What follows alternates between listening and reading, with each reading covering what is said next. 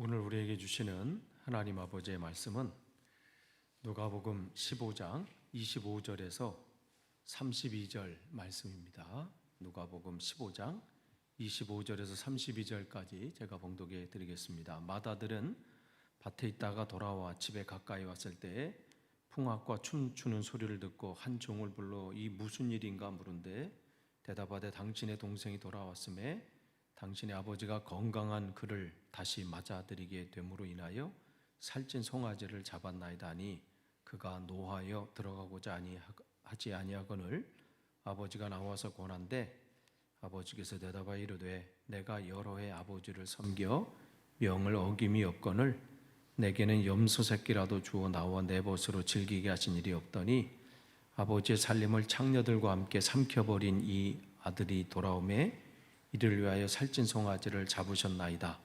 아버지가 이르되 예 너는 항상 나와 함께 있으니 내 것이다. 내 것이로되 이 내 동생은 죽었다가 살아났으며 내가 잃었다가 얻었기로 우리가 즐거워하고 기뻐하는 것이 마땅하다 하니라.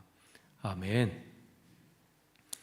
오늘 금요기도에 참석하신 여러분들을 환영합니다. 지난주에 뵈질 못하니까 한참 2주 만에 또 금요기도잖아요. 지난번 이제 신년성회 유럽 지방 신년성회 그곳이 이제 아탈리아 지역입니다. 그러니까 바울이 1차 전도 여행 때 이 첫 번째로 터키 땅이 밟은 곳이 바로 그 지역이거든요. 그 버가죠, 버가. 그래서 도착했을 땐 버가였고 1차 전도여행 쭉 이렇게 한 다음에 다시 배를 타고 갈 때는 바로 버가 바로 그냥 바로 붙어 있는 그 아탈리아 그 항구에서 배를 타고 다시 이스라엘로 향하게 되는데 그 수리아 안디옥이죠. 그쪽으로 향하게 됩니다.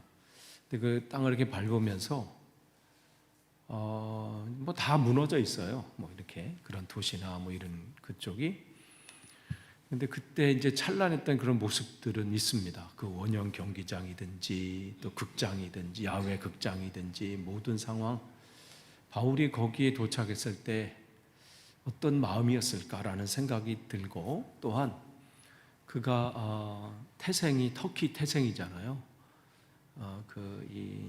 그러니까 물론 이제 자기는 이스라엘 사람이지만 태어나기를 이제 아버지가 이제 무역하는 사람이고 하기 때문에 이 터키에서 태어나서 그 땅을 품지 않았을까 이런 생각이 들어요. 이 땅을 하나님 앞에 올려드리기를 원하고 그래서 그 첫 발을 들였을 때 얼마나 감격했을까 그런 마음이 듭니다. 근데 이제 거기서부터 펼쳐지는 게 이제 언덕이 큰 계곡이 되죠. 해발 1800m 이 정도의 이 협곡으로 이루어진 그 길인데 그럼에도 불구하고 그곳에서 하나님의 뜻이 있을 거라고 생각하고 그걸 두려워하지 않는 거죠. 그러나 마가 요한은 이제 그것을 두려워하고 걱정하고 그래서 포기하고 거기서 돌아가게 되는 그럼 다시 한번 결단하는 시간을 가졌습니다. 주님 어떠한 상황이 내 눈앞에 펼쳐진다 할지라도 포기하지 않게 도와주십시오. 늦을지는 모르고 지쳐서 넘어질지라도 하나님 포기하지 않게 도와주십시오. 우리 신앙의 길이 그러한 것 같아요. 끝까지 가는 것, 빨리 가는 것 뭐 그기보단 포기하지 않는 것. 한 걸음 한 걸음 오늘도 주님을 신뢰함으로 그 길을 가는 것이죠. 오늘 우리가 계속해서 예수님의 비유 중에서 누가복음에만 나오는 비유 그 중에서 이제 우리가 탕자의 비유 이제 세 번째 마지막 시간입니다. 이제 다음에는 이제 밤중에 찾아온 친구의 비유를 나누겠는데 우리가 이제 그 아들, 둘째 아들을 살펴봤고 지난번에는 그 아버지의 마음을 살펴봤습니다. 오늘은 이제 끝으로 어쩌면 예수님께서 이 비유에 이 큰 아들을 얘기하려고 둘째 아들과 아버지를 이렇게 쭉 소개한 것이 아닌가 할 정도로 중요한 비중이 바로 이 큰아들에게 있습니다. 그래서 함께 우리가 나누고자 하는데요. 지난번에 여러분 생각하시는 그 아버지가 그 아들을 향한 그 마음, 그 아들이 뭐 대단한 거 아닌데 그냥 아들이라는 그것 때문에 늘 기다리면서 그 한 영혼을 찾으시는 그 아버지의 마음, 그 마음을 우리가 또 닮아야 되는 마음이 바로 그런 마음이죠. 하나님께서 우리에게 한 영혼들을 보내주셨을 때 아유, 저 인간은 또 왜 왔나 이런 게 아니고 어느 때는 그렇잖아요. 골치 아픈 분 또 왔네. 그는 아버지의 마음이 아니에요. 그는 큰아들의 마음이야. 아버지의 마음은 그가 어떤 사람이라도 때로는 우리가 그 한 사람을 맞이할 때 수고스러운 일이 더 있을 수 있어요. 좀 편한 분 왔으면 좋겠고, 신앙이 좀 웬만한 분 왔으면 좋겠고, 뭐 그럴 수 있죠. 그런데 하나님이 우리가 맡을 만하고 우리가 그를 품을 만해서 보내주신 거라면 우리는 그러한 것을 따지는 게 아니라 하나님, 주님의 마음을 갖길 원합니다. 그 사람이 어떠한 세상에서 다른 교회 사람들은 다른 사람들은 뭐라고 하고 한다 할지라도 우리는 하나님께서 보내신 그 누구도 다 품을 수 있게 도와주십시오. 그게 아버지의 마음이죠. 이제 설교를 듣는 예수님께서 하신 설교를 듣는 청중들은 둘째 아들 지나갔어요. 아버지한테도 사실은 실망을 했죠. 아버지의 권위를 좀 세워서 혼내고 말이죠. 너 나가라 뭐 이러거든지 내 눈에 흙이 들어가기 전까지 뭐 이럴 줄 알았는데 저렇게 다 받아주다니. 그러면서 이제 마지막 큰 아들을 보면서 그래도 큰 아들은 기대했을 수도 있어요. 그런데 왜냐하면 그 큰 아들이라는 건 지금의 큰 아들과는 다릅니다. 그 당시 이 1세기 때 예수님 당시 때 그 이 장남은 그야말로 지금과 생각이 완전히 다른 거죠. 그러니까 아버지 다음에 서열 2위예요. 그가 성인이 되면 그냥 아버지 다음으로 서열 2위가 되는 거예요. 그 얘기는 책임도 굉장히 크다는 거예요. 그래서 그 큰아들은 모든 어떤 가정에 문제가 생기면 그를 중재하고 해결해야 되는 그러한 역할을 큰아들이 담당을 해야 됐습니다. 그러니까 그 가족의 명예를 지키고 가족을 보호하고 지키는 그것이 그 큰아들의 최고의 목적이고 그 일이었습니다. 그렇기 때문에 여러분이 성경을 보면 이 맏아들이 밭에 있다가 돌아와 집에 가까이 왔을 때 풍악과 춤추는 소리를 듣고 이것을 듣고 분노의 시작이 되는 거예요. 왜냐하면 자기가 큰아들이잖아요. 그러면 가정에서 일어나는 일들을 누구보다도 먼저 알아야 되고 해야 되는데 아무도 자기에게 알려주지 않은 거예요. 아버지는 바빠서 그렇다 할지라도 거기 많은 종들이 있는데 철저하게 자기가 소외된 거죠. 그러면 왜 이런 일들이 일어났는지를 또 이렇게 살펴보고 또 주님께서는 왜 그냥 딱 분위기가 아버지에서 딱 끝나면 분위기가 딱 좋잖아요. 둘째 아들이 하다가 확 했다가 그냥 와서 했는데 아버지가 뭐 아버지 했는데 갑자기 이 맏아들은 이렇게 이어지는 이유가 다 있는 거죠. 우리가 그것을 또 살펴보고자 합니다. 아까 말씀드린 대로 맏아들은 이 책임이 굉장히 큰 그러한 시대였습니다. 그래서 성경에 이 르우벤, 즉 야곱의 아들 중에 장남이잖아요. 그 장남 르우벤, 그 아들도 사실은 요셉이 마땅치 않아요. 늘 꿈 얘기하고 말이죠. 우리가 자기한테 다 절을 한다더니 아버지 엄마도 절하고 하늘을 찔러 그들이 볼 땐 교만이지 저것이 그냥. 그러니까 마음에 들지 않아요. 그 다음에 아버지도 늘 편애하는 것 같아. 그 아들만 더 좋아하는 것 같아. 그러니까 늘 그게 걸리는 거죠. 그래서 그 요셉이 문 하나로 이렇게 왔을 때, 안부 물으러 왔을 때 옳다, 때는 왔다. 저걸 어떻게 골탕 먹이든지 아니면 없애버리자. 이 정도까지 나가게 된 거죠. 그래서 구덩이 판 곳, 그 당시 말해도 이제 우물을 파다가 그것이 이제 발견되지 못하게 물이 없으면 또 다른 곳을 파거든요. 그럼 그게 그냥 웅덩이로 돼 있는 거예요. 그런 것이 많이 있단 말이죠. 그러니까 일부러 봤다면 못 봤겠죠. 그런 것들이 많으니까 그것을 월 때 이제 거기다 이제 웅덩이에다 이제 집어 던지고 이제 악한 짐승이 와서 잡아먹었다. 그러면서 그 꿈이 어떻게 될 거냐 보자. 그런데 그 장남이었던 르우벤은 달라요. 여기 보니까 요셉을 그들의 손에서 구원하려 하여 이르되 우리가 그의 생명은 해치지 말자. 이 르우벤이 요셉을 좋아해서 이 얘기하는 게 아니에요. 장남이기 때문에, 큰아들이기 때문에 아버지의 마음을 헤아릴 수밖에 없는 거예요. 요셉보다 더 중요한 건 아버지의 마음이 어떨까?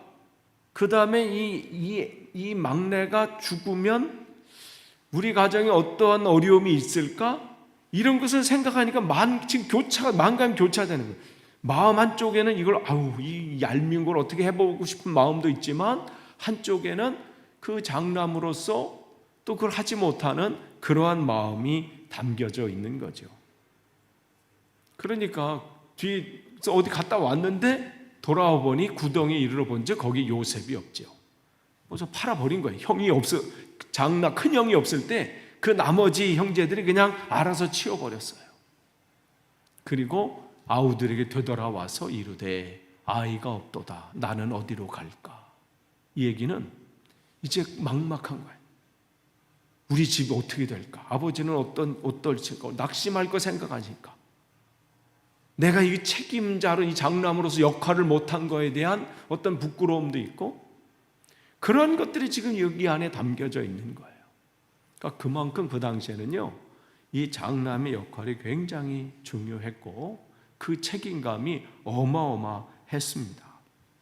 그렇기 때문에 재산을 분배할 때도 물론 이제 재산을 분배할 때는 이제 남자들만을 위한 것이지만 특별히 큰 아들은 그 재산의 절반은 그러니까 다른 가운데 2배 이상을 갖게 되지요.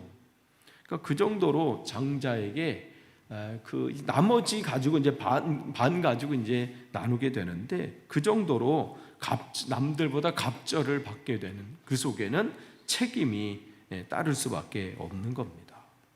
그러니까 내가 이 행동을 함으로써 일어날 어떠한 결과들, 또 파장들, 문제들, 하여간 그런 것까지 다 신경을 써야 되는 것이 그 당시에 큰아들의 역할이었습니다.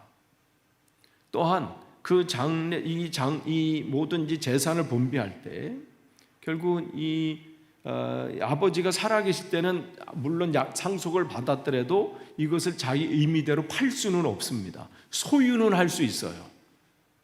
그러나 팔 수 있는 거는 내가 이것을 팔아서 돈으로 만든다든지 이거를 팔아서 다른 것을 산다. 이 부분은 아버지가 돌아가신 이후에 할 수 있는 것이죠. 그렇기 때문에 장례식이 아버지의 장례가 끝난 다음에 이 큰아들이 어떻게 그것을 이 재산을 잘 분할해 주느냐, 자기 목 이외에 나머지를 어떻게 분할해 주느냐에 따라서 그 가문이 든든히 세워져 가느냐 아니냐가 또 결정되기 때문에 그만큼 또 책임이 커요, 이 큰아들이. 그래서 예수님 당시에도 그러잖아요. 무리 중에 한 사람이 와서 예수님 앞에 이 말씀하잖아요. 내 형이 유산을 나와 나누게 하소서. 그러니까 그 큰아들이 아버지 장례 친 다음에 마음이 바뀐 것 같아. 아버지 때는 이렇게 하고 나머지는 이렇게 너 둘째는 이만큼, 셋째는 여기, 넷째는 이렇게 했는데 그 큰아들이 그렇게 안 한 것 같지요. 그러니까 뭐 예수님 때나 지금 그 구약 시대나 이 분할 문제가 굉장히 이 가정에는 굉장히 중요한 문제입니다. 이 가정이 이 문제로 풍비박산되느냐 아니면 그 형제가 그 안에서 정말 든든하게 그 가문을 지키느냐, 여기에 그 아버지가 돌아가신 후에 이 재산을 어떻게 나누느냐에 따라서 그 가정이 달려 있기 때문에 이 부분을 잘 설명해 준 게 시편 133편 1절입니다. 보라 형제가 연합하여 동거함이, 동거한다 그러면 뭐 결혼하기 전에 남녀가 이 단어가 그건 우리가 지금 쓰는 그런 거고, 여기서 동거함은 구약 시대 무슨 거냐면 가족들이 아버지 장례가 끝난 다음에 이 재산을 잘 분배해서 그 땅과 모든 것을 분배해서 그 형제들이 그 받은 아버지의 그 유산 안에서, 즉 그 토지 안에서, 그 안에서 형제가 연합해서 함께 산다, 이런 동거함이에요. 그러니까 시편 133편의 1절은 이 가정은 어떻게 해요? 재산 분배가 잘 된 거예요. 그래서 그 형제들이 그 안에서 같이 동거하면서, 거기 보면 그 가정에 그 하나님의 그 은혜가 넘치게 된 게 2절서부터 3절, 1절부터 3절까지 짧은 그 시지만 그 가정이 어떻게 지금 믿음 안에 서 있는 가정인지를 보여주고 있죠. 거기 있는 머리에 있는 보배로운 기름의 수염, 아론의 수염이 흘러서 그 옷깃에 내림 같고 헐몬의 이슬이 시온산의 산들에 내린 것 같도다. 그러니까 물이 없는 곳이지만 그 내린 그 이슬과 그런 눈이 녹아서 그 땅을 적시듯이 그 형제가 함께 그 은혜 가운데 거하는 그 가정은 어떠한 은혜가 있는지가 나오는 거예요. 이만큼 근데 어렵다는 거예요. 그렇게 연합해서 함께 동거하는 거, 이게 제대로 나눠지면 동거가 되겠어요? 저 인간이 하면서 그냥 나가든지 뭐 어떻게 하겠죠. 그만큼 조화스럽게 사는 그런 모습인 거죠. 그러니까 그 당시에는 그 장남이 어떠한 역할을 하느냐에 따라서 그 아버지의 명예가 또 체면이 바로 세워지고 그 가문이, 그 가정이 든든히 세워져 가는 거예요. 그러니까 이것을 듣는 이 청중들은 둘째는 그렇다 쳐도 큰아들은 제대로 하겠지라고 했는데 첫 번째부터 실망을 하잖아요. 왜 그래요? 그 둘째 아들이 아버지 나에게 유산을 내 거 주세요 할 때 그때 청중들은 뭘 기대했겠어요? 큰아들이 아버지 잠깐만 계세요. 그러면서 둘째한테 너 이놈, 아버지 앞에서 감히 하면서 중재 역할을 하든지 아니면 혼을 내든지 책망을 하든지 해서 아버지가 그러한 모멸감을 느끼지 않도록 나서고 중재하기를 기대했었는데 그러한 내용이 하나도 나오지 않습니다. 성경은 뭐라고 되어 있어요? 각각 분깃을 나눠줬다. 그러니까 그 큰아들도 아무 말하지 않고 거기서 둘째에게 줄 때 자기한테도 이렇게 하고 있는 거죠. 아까 이렇게 하니까 지난주 성찬식이 기억나네. 애들, 꼬마 애들 다 나서 그냥 그거 올해 처음 애들 어떤 첫 성찬일 수도 있어요. 어떤 애는 맛 좋네 뭐 이렇게 하고 그냥 그걸 나눠서 먹고 어떤 애는 너무 많은지 다 못 먹고. 근데 너무 귀여운 거 아까 신현이가 얘기한 것처럼 그러면서 막 기도해서 막 그 안에서 하나님 이 아이들이 정말 믿음 안에서 잘 자라게 도와주십시오. 그러니까 이 큰아들도 그냥 거기서 넙죽 받은 거예요. 그냥 너 주니까. 거기에 이제 이 사람들은 화가 나는 거예요. 둘째는 그렇다 할지라도 당신은 그러면 안 된다는 거죠. 아버지의 명예를 지키고 아버지의 그 지금 그 둘째 아들이 하는 그 못된 짓을 막았어야 되는데 그리고 그렇게 그 당시 못했다면 그렇게 해서 그냥 둘째 아들이 나갔다면 어떻게 해서든 그를 잡아오려고 하든지 그래서 아버지와 이 둘째 아들의 깨어진 관계를 회복하려고 무언가 하든지 아니면 찾아가서 그를 어떻게 끌고 오든지 그랬어야 되는데 아무것도 하지도 않고 그 상황 가운데 침묵하고 그저 구경만 하고 오히려 그 인간이 나가기를 바라는 어쩌면 그런 마음도 있지 않았을까 이런 생각을 하는 거예요. 그러니까 자기가 해야 될 일들을 하지 않은 거죠. 그러니까 성경은 각기 나눠졌다 그랬어요. 각각 나누어 주었더니. 그러니까 똑같은 거죠. 그래서 큰아들도 탕자입니다. 둘째만 포커스 되는 게 아니라 주님의 이 내용은 이 세 번째로 내려가고 있는 거예요. 이 세 번째 대목. 다른 사람을 몰라도 첫째 아들은 그러면 안 되는데, 첫째 아들에게는 사람들이 기대하는 바가 있습니다. 우리도 마찬가지예요. 신앙생활을 우리가 할 때 사람들이 교회에게 기대하는 바가 있어요. 성경을 보면 에스더서에 모르드게가 나오잖아요. 에스더서를 이렇게 읽어보면, 근데 대부분의 사람이 그 아수에로 왕의 최측근인 그 하만에게 잘 보이려고 얼마나 그 앞에서 손을 비빕니까?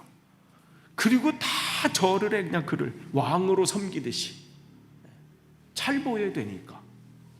그런데 유독 그 모르드게만은 거기 절하지도 않는 거예요. 그 사람 앞에 굽신거리지 않습니다. 그러니까 사람들이 그 앞에서 절하라고 옆에서 권면하잖아요. 다 이러는 거야. 사회생활 하려면 다 이래야 돼. 그렇게 얘기하잖아요. 그런데 단호하게 나는 유대인입니다. 자기의 정체성을 얘기하는 거예요. 내가 누구인지를 밝히는 거예요. 나는 그리스도인입니다. 뭐 이런 거겠죠. 그러니까 그걸 통해서 우리가 뭘 보는 거냐면 그는 신앙의 대표 선수인 거예요. 여러분, 조기 축구의 팀이 경기하는 거하고요, 국가대표 축구 선수들이 경기하는 거랑 반응이 틀리잖아요. 여러분, 조기 축구의 팀이 졌다고 해서 막 흥분하나요? 모여가지고 막 이러진 않아요. 근데 지난 월드컵 때 봐요. 한국한테 막 올인하다가 떨어지니까 이제 영국한테 한번 해보겠다고 그냥 막 하면서 그냥 내가 차면 저렇게 못 차, 저걸 더 차겠다 막. 케인이 하늘로 찰 때, 이야, 내가 참 저 구석으로 안 돼요, 안 돼. 가다 쓰러질 거야, 그냥 가다가. 예전에 우리 애들 어릴 때 여기 한인학교 운동회 때 달리다가 저 자빠졌어요. 마음은요, 그 부모님 이어달리기 있었어요. 이어달리기. 와, 옛날 막 20대 때 막 뛰었던 거 있잖아요. 마음은 저기가 있는데 다리는 저쪽 가 있어. 그래서 자빠진대요. 예. 그래서 어른들이 달릴 때 넘어지는 게, 마음은 이미 저기 11초대로 달리는데 다리는 한 20초대야. 그러니까 넘어진대요. 그게 안 하면. 그런 거예요. 마음은 그런데. 그러니까 원하는 바가 있어. 하나님이 기대하는 바가 있어요. 우리는 신앙의 대표 선수예요. 여러분이 여러분의 가정에서, 여러분의 일터에서 신앙의 대표 선수입니다. 그렇기 때문에 하나님이 여러분에게 기대하는 바가 있어요. 아니, 다른 교회 뭐 권사님은 저렇고 집사님은 그렇고 성도는 그럴지라도 채싱턴 교회 권사, 집사, 성도는 그러지 않았으면 하는 기대하는 바가 있다는 거예요. 그러니까 지금 그것을 지금 하나 무너지는 게 바로 이 큰아들의 모습입니다. 그런데 이제 그가 와서 보니 잔치가 벌어진 거예요. 근데 오다가 보니까 냄새가 났겠죠.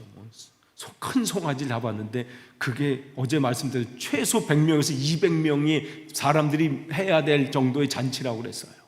그럼 그 동네에, 작은 동네에 다 모인 거예요. 그럼 그 냄새가 얼마나 났겠어요. 벌써 직감했잖아. 돼지는 안 잡았을 거고, 고기면 저건 송아지야. 지난번에 말씀드린 것처럼 큰 송아지는 정말로 귀중한 그 잔치를 위한 준비된 거라고 말씀드렸어요. 큰 잔치. 그러면 뭐 있겠죠. 무슨 큰 아들의 뭐 결혼식이든지, 아니면 무슨 어떤 큰 잔치든지. 그런데 그걸 바라보면서 나를 위해 준비된 거, 뭐 이렇게 하고 바라보고 있는데 그게 잡힌 게 냄새가 들리는 거예요. 저건 직감하는 거예요. 불길한 예감은 틀리지 않는다, 뭐 이런 얘기도 있잖아요. 불길한 예감, 저건 그거 같은데? 근데 그 얘기, 저거 무슨 잔치가 벌어진 건 뭔가 틀림없는 뭔가 있다는 것이죠. 와서 물어보는 거죠. 한 종을 불러서 물어보죠. 무슨 일이냐? 근데 여기서 종이라는 것은 어른 그런 종이 아니에요. 어른 노래가 아니라 마치 그냥 이 조그만 초등학교 5학년, 6학년, 중학교 1학년 요 정도. 그러니까 어린 아이예요. 그 아이가 와서 이제 그한테 물어본 거죠. 그러니까 그 아이는 이 큰아들의 마음을 아는지 모르는지 상관없이 그냥 있는 대로 얘기하는 거예요. 당신 동생이 왔고 또 건강하게 왔다고, 당신의 아버지께서, 주인께서 지금 살찐 송아지를 잡았습니다. 지금 이 아이는 잔치 벌어진 게 흥분된 거예요. 얼마 만에 있는 잔치인가. 살찐 송아지를 잡았다는 것은 이게 매년 있는 행사가 아니에요.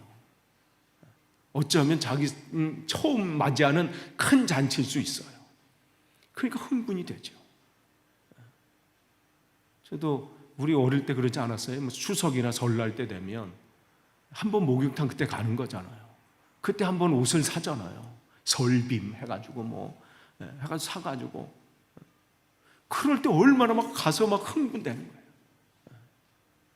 그러니까 이 아이도 그러겠죠. 그래서 그대로 얘기하는 거예요. 그런데 이제 그거에 대해서 더 분노하게 되죠. 참 말하는 게 참 쉽지 않아요.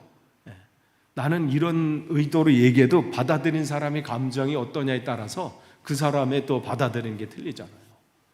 그래서 제가 이번 주에 하나 올려드렸잖아요. 2월 24일 날 우리 유럽 지방에서 이 비폭력 언어 세미나. 그래서 이제 많은 분들이 저에게 신청해 주셨어요. 신청해 주셨는데, 그러니까 유럽 지방에서 하지만 모든 이제 이 평신도 분도 이제 초청이 가능한. 모르시는 분들 계시면 올린 데 한번 제 공지사항에 올라가 있어요. 한번 클릭해 보시면 그 언어 하는, 내가 이런 말을 했는데 그 말 때문에 상처를 받았거나 아니면 언어가 소통이 잘 안 돼서 문제가 되는, 그럼 어떻게 하면 이 언어 문제를 해결할까? 이거를 소개하는 거예요. 그래서 그걸 여러분이 한번 들어보시고 이 부분을 내가 한번 좀 더 배워보고 싶다. 그러면 3월부터 1단계 이 세미나가 있대, 줌을 통해서. 그걸 한번 보시면 되겠습니다. 한번 참석을 해 보시고요. 어쨌든 이 아이는 이 한 얘기가 이제 이 큰 아들에겐 더 분노가 일어나게 되죠. 그러면서 나가지 이제 들어가기를 꺼려하는 거예요. 그때 이제 아버지가 나와서, 안 들어오니까 와서 이제 권한데 그 아들은 들어가지 않지요. 그럼 왜 이렇게 큰 아들이 분노했을까요? 거기 보면 내가 여러 해 동안 아버지를 섬겨 명을 어김이 없거늘 내게는 염소 새끼라도 주어 나와 내 벗을 즐기게 하신 일이 없더니. 그러면서 둘째 아들이 이제부터 이 분노의 소리를 내기는 거예요. 아버지의 살림을 창녀들과 함께 삼켜버린 이 아들, 당신의 아들이라는 거예요. 동생이라고 표현하지 않습니다. 여긴 당신의 아들은 돌아오미 이르되 살찐 송아지를 잡으셨나이다. 그러니까 그동안 자기 동생이 가졌던 그 적대감이나 분노를 갑자기 이제 드러내는 거예요. 그동안 억눌리고 살았는. 그래서 아버지 살아계신 동안 내가 받은 이것을 내가 내 것으로 만들고 이것을 내가 다 누리려면 여기서 참아야 된다. 그것을 어디서 참았는지를 알 수 있냐면 여기서 주를 섬겨 명을 어김이 없거늘, 이 단어에서 알 수 있습니다. 여기서 섬긴다라는 것은 그냥 아들로서 섬김이 아니에요. 단어를 보면요, 종으로서의 섬김이에요. 그러니까 이 아들은 그 아버지 아들로서 그 아버지 것을 누리면서 사는 것이 아니라 그동안 어떻게 살았냐면 나는 여기에 노예와 같다, 이런 생각으로 갖는 거예요. 그러니까 같은 신앙생활을 해도요, 그 안에서 하나님 주시는 은혜를 누리는 것이 아니라 그것이 안에서 그냥 눌려서 신앙생활하는 분도 있어요. 내가 주일 예배 안 오면 갑자기 가다 하늘에서 천둥이 떨어지겠지, 벼락이 떨어지겠지, 괜히 찜찜하잖아요. 운전하다 가다가 혹시 하늘에서. 자유함이 없는 거예요. 그러니까 지금 이 아들이 그러한 상황이 있어요. 그러니까 아버지 아들로 섬김이 아니라 종으로서 섬겼다는 거예요. 그러니까 그렇게 눌림, 겉으로는 표현을 안 했어요. 겉으로는 정말 착한 아들, 증후군이에요. 그 아버지 앞에 착한 아들처럼 살고 싶은 마음이 있어. 인정받고 싶고. 나는 저 둘째 저 인간하고는 다른, 나는 아버지 집에 머물면서 늘 아버지 편에 있고 그렇게 눌리면서 그냥 억누르면서 살았던 것이 지금 아버지가 한 이 행동으로 인해서 폭발한 거죠. 우리 안에도 그런 것들이 있어요. 정말 눌려있는 감정들, 상한 이런 감정들 회복하지 않으면 이게 정말 어느 순간인가 이게 또 폭발하게 되죠. 그 치유가 정말 필요해요. 여러분 하나님 앞에 고백하면서 여러분 안에 어떤 눌려있는 것들, 제가 말씀드린 것처럼 제 안에는 그 아버지를 향한 그 분노가 있었다고 말씀드렸어요. 그럼 주님께서 나를 터치해 주기까지는 그 분노가 저를 힘들게 했어요. 사람들 앞에는 평안하고 괜찮은데 정말 어떠한 이 스트레스나 어떤 상황 가운데 있으면 내 안에 끓는 이 분노, 아픔, 또 그 되짚어 보면서 아버지를 향한 또 분노들, 이것은 여러분이 치유를 받으셔야 돼요. 그러니까 이 아들이 바로 그러면서 막 말하게 되는 거죠. 말하면서 여기 보면 우리 이 한글 성경에는 요게 안 나와 있는데 영어에서는 look 이렇게 돼 있어요. 이 원어에는 여보세요 이렇게 된 거예요. 이보세요. 아버지한테 하는 말이에요. 얼마나 이 안에 이게 있다가 둘째 아들을 향한 저렇게 아버지의 저런 자비하심, 저게 아버지가 할 행동이신가? 이거를 나는 이렇게 대우하고 저 인간은 저렇게 대우하는 그 아버지를 보고 여보세요 이렇게 얘기하는 겁니다. 이보세요. 당신의 아들한테 저렇게 하십니까? 어떻게? 저 인간이 어떻게 했는데? 그러면서 자기 동생에 대한 그 분노가 막 나오는 거예요. 창녀들과 함께 했던 거. 아니 그가 그렇게 했는지 안 했는지 모르지요. 그런데 그냥 그 아들이 그 동생이 미우니까 그냥 부풀려서 얘기하는 거예요. 창녀들과 뭐 하면서 했던. 그랬으면요 벌로 율법에는 돌에 맞아 죽었어야 되는 인간이에요. 그러니까 사람이요 누군가를 폄하하고 누군가를 막 하려면요 더 이게 살을 덮이게 돼 있어. 뒷얘기할 때 보면 그렇잖아요. 지금 그런 상황이 되는 거예요. 지금 그래요. 자기가 본 것도 아니거든요. 그런데 어떻게 해요? 그를 하니까 자기가 안 했던 그 동생을 향한 그 분노를 그냥 해서 우리가 때로는 그러잖아요. 분노해서 막 흥분하게 되면요 내 입을 주체하지 못하잖아요. 그러면서 후회하잖아. 내가 왜 그 말까지 했을까? 왜 내가 그 행동까지 했을까? 지금 동생이 이 큰 형이 그렇습니다. 그러면서 나는 내가 여러 해 동안 섬겨 아버지의 명을 어긴 것이 없는데, 그런데 이 종으로서 이 삶을 산 거예요.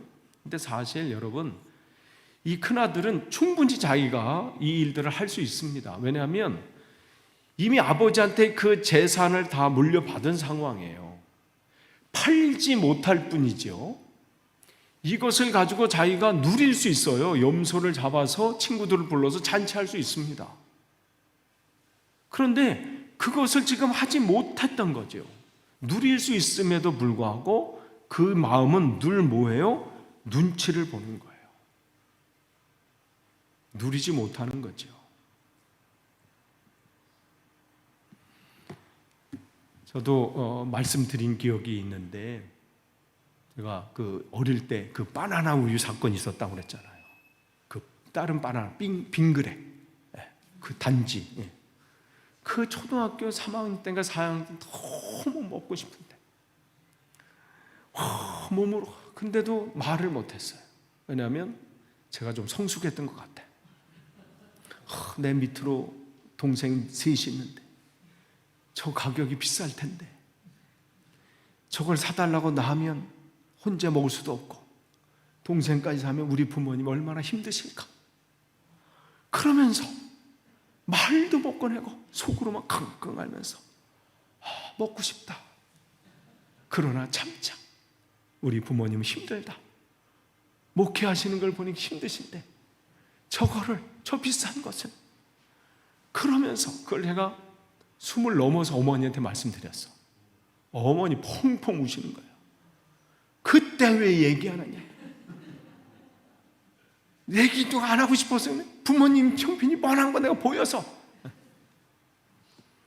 누리지 못한 거죠. 하나 사서 나눠 먹을 생각도 하면 되고 아니면 가격이 얼마인지 보거나 아니면 부모님한테 내가 이렇게 준데 하실 수 있으세요? 한번 물어봐서 야 아무래도 힘들겠다 뭐 이걸 그런 것들이 아직 제 마음에 있어요. 그래서 어떤 상황이 오면요 지레 짐작하고 포기하는 것들이 있어요. 그래서 안 되겠지? 이렇게 하면 저분이 싫어할까? 이렇게 하면 문제가 생길까? 그래서 내 안에 이것을 괜히 이렇게 올가매는 것들이 있어요. 난 이 말씀을 보면서 이 큰아들이 그러지 않았을까 이런 생각을 해요. 말을 하면 되잖아요. 나 이렇게 하고 싶어요. 근데 그걸 못하고 늘 마음이 노예의 마음이에요. 종의 마음. 이렇게 했다가 아버지가 마음 상하는 건 아닐까?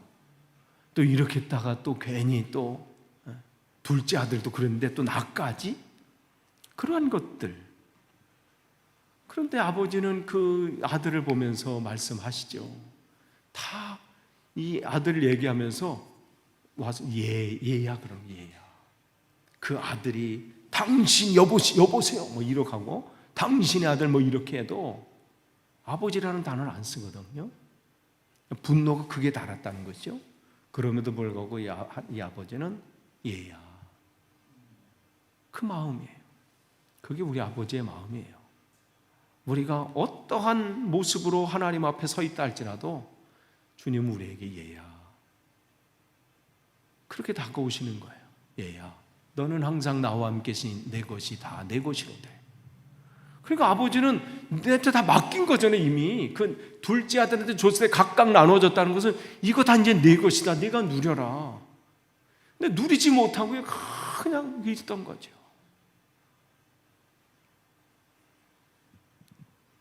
예전에 예화로 많이 쓰던 게 있잖아요. 한 사람이 유람선을 타고 딱 갔는데 그냥 겨우해서 그냥 그 해가지고 딱 탔는데 그 입장권만 된 줄 알고 밖에 식당 보면서 저 사람들은 좋겠다. 저 안에서 먹고 나는 그냥 그래도 그냥 배만 탄 것만 감사해서 바다를 보면서 그냥 배 탈 때 가지고 왔던 빵을 그냥 조금씩 나눠 먹어서 그래서 그래서 하도 이제 빵이 다 떨어져가지고 어떻게 이제 할 수 없어. 혹시 내가 이걸 좀 먹으려면 여기서 설거지나 뭘 하면서 좀 일하면서 하면 먹을 수 있을까요? 표 있으세요? 있는데요? 그럼 다 공짜예요? 그런 예화가 있었어요. 그런 사람이 있었나 보죠. 내가 가까운 사람이 그런 사람이 있었어요. 이제는 비행기 타고 가면서 거기 비행기 안에서 주는 게 그 기내식이 돈 내고 먹는 건 줄 알고 미국 가면서 그러면서 자는 척했대. 이렇게 계속 여기서 갖다 주려고 하니까 돈도 없는데 그냥 정말 우리가 모르면 누리지 못하는 거예요. 하나님의 은혜의 자유가 있는데 여러분 땡깡 하나님 앞에 부르셔도 돼요. 하나님이 여러분 앞에 상황이 어떤 형편에서 하나님 막 이렇게 해도 돼. 그렇다고 벼락 안 내리세요. 그냥 염소 찾고 싶으면 얘기하면 되는데 속으로는 염소 살찐 소는 이건 놔두고 그냥 염소 그러다가 드디어 폭발한 거잖아요.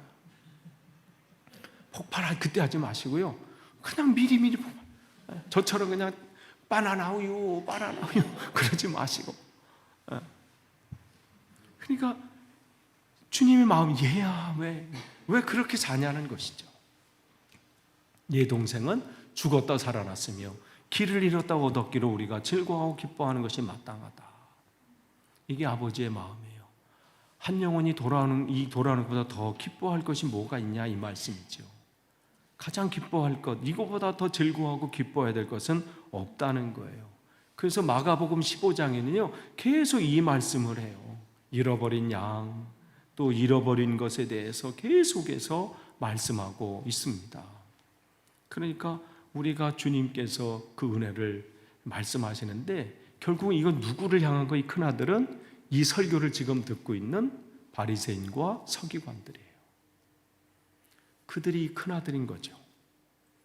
주님은 이 둘째 아들과 같은 세리와 창녀와 그 죄인들이 돌아온 것을 기뻐하면서 그냥 자기가 가지고 있는 모든 은혜를 그에게 부어주시고, 그것은 누구에게도 주실 은혜요? 이 서기관들과 바리새인 사두개인들에게 줄 은혜인데, 그들은 그냥 그게 늘 그냥 하나님 앞에서 그냥 내가 율법을 잘 지켰나? 아들로 자유롭게 살지 못하고 늘 두려운 마음으로 사는 거예요. 그러니까 그 안에 평안이 없는 거예요. 오히려 어떻게 해요? 주님께서 그들을 위해서 잔치 베풀어 주는 걸 늘 불평불만하면서 어떻게 죄인과 함께 식사하고 어떻게 저렇게 하느냐, 그렇게만 할 줄 알았지 그 잔치를 맛보지 못하는 거예요. 그러니까 여기서 마땅하니라 하고 이 큰아들이 잔치에 들어갔는지 안 들어갔는지는 나와 있지 않아요. 그러니까 이게 열려져 있는 거죠. 이 결말은 열려져 있어요.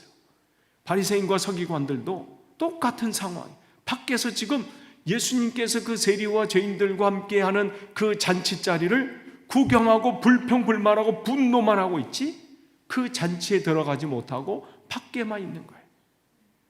지금 그들에게 주님께서는 이 말씀하면서 너희들은 이 어떻게 할 것이냐, 이걸 주시는 거죠.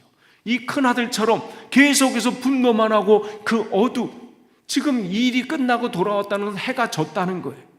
그러면 안에는 지금 잔치가 벌어지는 그 불빛이 아래서 잔치가 벌어지고 있고, 이 큰아들은 지금 어두운 바깥에 지금 서 있는 거예요. 너희들이 언제까지 그 어두운 곳에서 이를 갈면서 지금 분노하고 있을 것인가? 지금 결단하라는 거예요.